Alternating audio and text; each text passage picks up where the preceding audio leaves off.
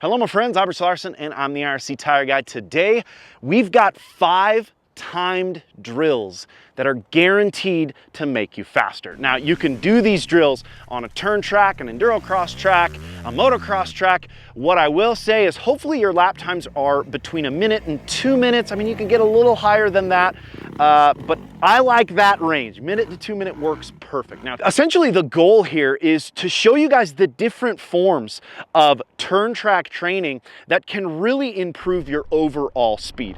These are fun ways to train, and truly it keeps things fresh and enjoyable as I continue to pursue being a faster rider. That's what I'm always doing, and I hope that's what you guys are doing. I hope these videos are inspiring you guys to get after it. I would love to see everybody get out there and try these 5 drills. So let's get right into it, starting with a 30-minute moto. Now, you guys may be saying, 30 minutes, I can ride 30 minutes. Everybody's rode 30 minutes on a single track trail.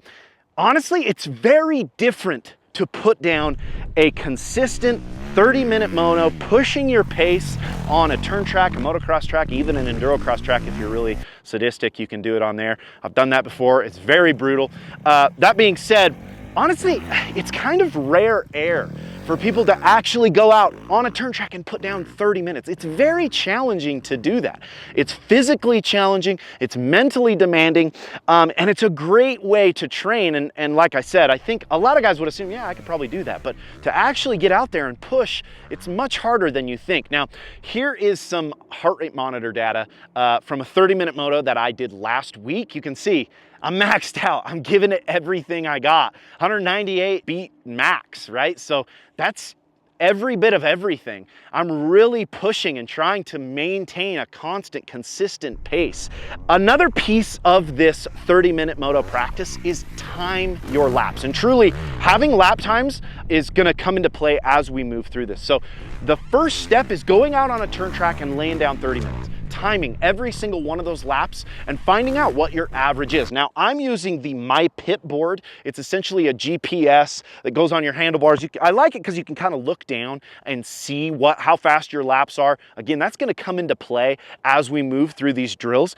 There's a lot of different apps nowadays. There's MX Buddy, I believe is what it's called, MX Buddy. You can hook that to your phone. It uses the GPS off your phone. There's also Lit Pro, right? Everybody knows about Lit Pro. Those apps actually give you segment times, where this is very basic. Again, I like this one because it's on the bars and I can see it, but there's a lot of options out there to get your lap times. Also, if you got a buddy timing you, I mean, it sucks to have your buddy stand there for 30 minutes and time every lap, but it's gonna come into play as we move forward. Now, as I said, all of these are connected. So this first 30-minute moto drill is going to connect as you kind of move through the next 5. So let's move on to the next one.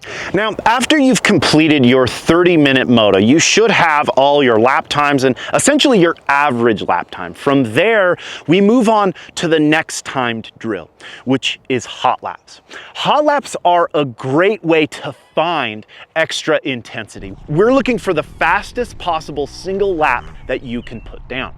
Now, personally, when I push myself to 100%, I tend to make a lot of mistakes. So one huge thing is you kind of learn where your true 100% is. And for me, it's like 95. If I go any faster than I or try to over push, I tend to make mistakes. So it's a good opening to learn kind of how to pull back the maximum pace and how to ride the edge of as fast as you can possibly go. Learning how to stay in front of the machine. Trying to stay loose during a hot lap is another extremely challenging thing. Hot laps are intense. It's also a kind of a great cardio. It's interval training, right? So you go, lay down a lap, rest, recover, go out again and try to beat that lap. Try to find the fastest possible lap that you can put down. It should be quite a bit faster than your 30-minute moto pace. So as an example, on this track, my average 30-minute moto lap time is around a 55-second lap. My hot lap, on the other hand, is closer to 52 seconds. So 3 seconds faster on a hot lap, but it's a pace that I just can't sustain for 30 minutes. And like I said, you guys are gonna see how we create more speed moving forward. So get out there, get your 30-minute moto lap times, find out what the average is, then lay down some hot laps and learn how fast you can actually go. From there, we move on to drill number 3. So you have your 30-minute moto average lap time, you have your hot laps. Now, the next thing I want you guys to do is set a goal for your 30-minute moto average lap time pace. Now, like I said earlier, my average lap was about 55 seconds during a 30-minute moto. So my goal is gonna be in the 53s every single lap for 30 minutes straight. Now, this is a challenging thing to do because during my 30-minute moto, you guys saw, I'm pretty maxed out.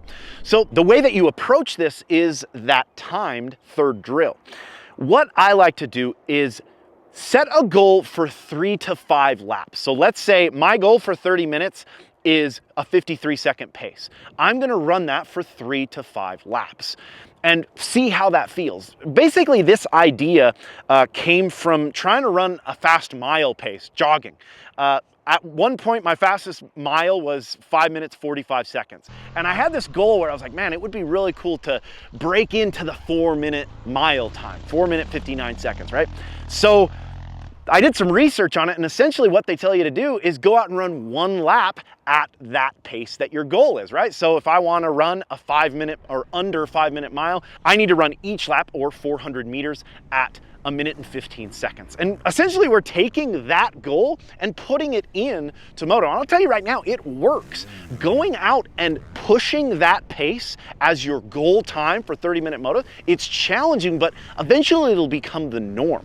Like I said, start with 3 laps, go to 5 laps, and build your way up more and more and more until you have that ability to run that goal pace for 30 minutes straight. Now, moving on to timed drill number 4. This is one of my favorite drills. I find it creates a presence and a control within your riding. This is called OnCommand Lap Time. So what you do is pick 5 random numbers that are in the area of your average lap time, slower and faster. Go out and try to nail those numbers in a row. So let's say I say a 56, a 57, a 55, a 54, and a 56. You go out and you lay that exact number down.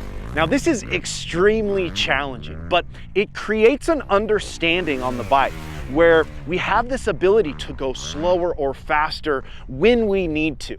It also creates an ability to reset when you make a mistake. Now, I think a lot of riders, when they're riding moto or they're kind of practicing with another rider, they make a mistake and they try to make up for that mistake in the next corner and the next corner. And usually what happens is, kind of like I said earlier, if I go at 100%, I tend to make more mistakes. Learning how to reset and say, my lap starts here, right now, after that mistake happened, instead of trying to make up for the mistake that you previously made. It puts you in presence. It allows you to reset. And to me, this on-command lap time approach gives me the ability to feel exactly how fast I'm going. It creates the ability to adjust your speed in relation to how you're feeling and where you're at in the moto. That ability to me is key in your approach, and truly I think that the fastest guys can take a little off or put a little on command, and learning how to do this in the present moment is so key. Now, whatever the times that I just said, I don't really remember. I think I was like 56, 55, I think there was a 54 in there. I think I said 256s. I don't know. We'll look back at the video. I'm gonna go out right now and lay that down. So I'm gonna have to watch what I said, but I'm gonna show you guys that I can do that. I practice this a lot because it gives me a presence. It makes me feel in tune, and I really like that. So I'm gonna grab the camera right now. I'm gonna look back, find out exactly what those times were, and show you guys that I can do it. There we go. I told you guys, I just barely got done there, but I was gonna run a 56, a 57, a 55, a 54, and a 56. We nailed it. I always say first lap doesn't count because that's when I kind of start the GPS, but pretty happy with that. I kind of nailed it. I made one mistake there and I thought, man, I'm not going to be able to get that 54, and I still got it, so super dialed. Now, before we move on to the 5th and final timed practice, I wanted to touch just a little bit more on the on-command lap times. Personally, I'm not pushing for the fastest pace. As I said, you're trying to pick some numbers around your average. And you guys can see, I picked the numbers around my average and I was able to nail those numbers exactly. Now, you're gonna get plenty of chance to push that pace in this 5th and final timed drill. This is called 5-4-3-2-1s. So essentially, you're doing 15 laps on your turn track. This is why I say around a minute lap time is gonna be dialed, because if you're getting closer to 2 minutes, you're gonna be doing a 30-minute moto. This is one of those drills that's physically very challenging. Once again, 5-4-3-2-1. So essentially it's 15 laps. Each set of laps become a second faster. So again, it's very important to be able to time your own laps here. So we start by taking our hot lap time and adding 5 seconds to it. So if my hot lap's a 52-second time, I'm looking at 57s. We run 5 laps at 57 seconds. Then we run 4 laps at 56 seconds, 3 laps at 55 seconds, 2 laps at 54 seconds, and 1 lap at 53 seconds. This is a challenging way. It's essentially a burnout to increase your speed as the ride goes on. Now, you can put a kind of a rest lap in between each set if you want, but personally, I like to do them all in a row. 5-4-3-2-1. 15 laps total. That last lap should be a heater. You're shooting for your fastest lap, but you're burnt out. You want that last lap to be the fastest, even though you're physically beat. And that's what we're shooting for here. 5-4-3-2-1s are a really fun way to train. In fact, all of these drills I think are really fun to do with a buddy. I got a good buddy named Nick Thompson. We come out here and we've been kind of battling back and forth for who can lay down the fastest lap time on this track. That's that hot lap training. I've been working my 30-minute moto trying to get faster. The goal is to increase your overall speed, and I can guarantee you practicing this stuff will increase your overall speed everywhere. Like I said, you can do it on a turn track, you can do it on a motocross track, you can do it on an endurocross track if you want to. All 5 of these drills I think should be done separately on each day. I mean, I understand that takes up quite a bit of time. You can fit as many into a day as possible. This is a great way to train, and I hope you guys are, feeling inspired to get out there and give it a shot. I'd love to see some videos. Send them to me on Instagram. Make sure you guys are following us on Instagram at IRC Moto. Send me the videos if you guys practicing this stuff on my own personal Instagram page at RichLarson511.